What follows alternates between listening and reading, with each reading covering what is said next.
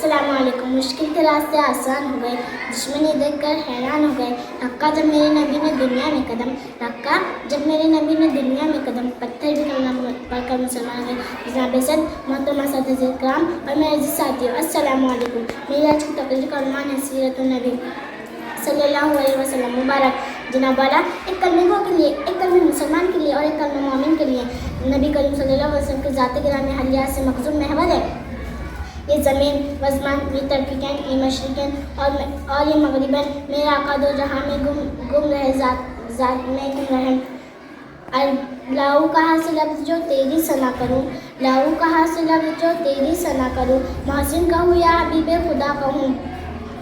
حضرت جناب والا, حضرت محمد صلی اللہ علیہ وسلم جب تشریف لائے اور یہ نام اہل ہے, اہل ایمان, جس طرح اللہ تعالیٰ کے بے حد محبت ہے, اسی طرح اللہ تعالیٰ کو اپنے محبوب سے بے پناہ محبت ہے. ارباب نظر کو کوئی ایسا نہ ملے گا, ارباب نظر کو کوئی ایسا نہ ملے گا.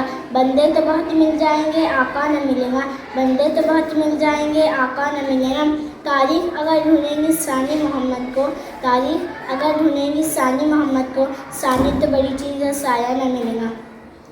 جناب والا, آپ ہی عظیم رہنما ہے, جس کے چہرے کو وضوحا کہا گیا ہے, جس کے زلفوں کو اللیل کہا گیا ہے, جس کے سینے کو علم کہا گیا ہے, جس کی تاریخ میں ورفعنا لک ذکرک کہا گیا ہے, اور وجود کو رحمت للعالمین کہا گیا ہے.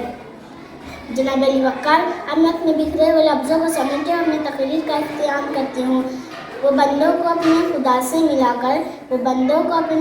سے ملا کر, سلیقہ ہمیں زندگی کا سکھا کر,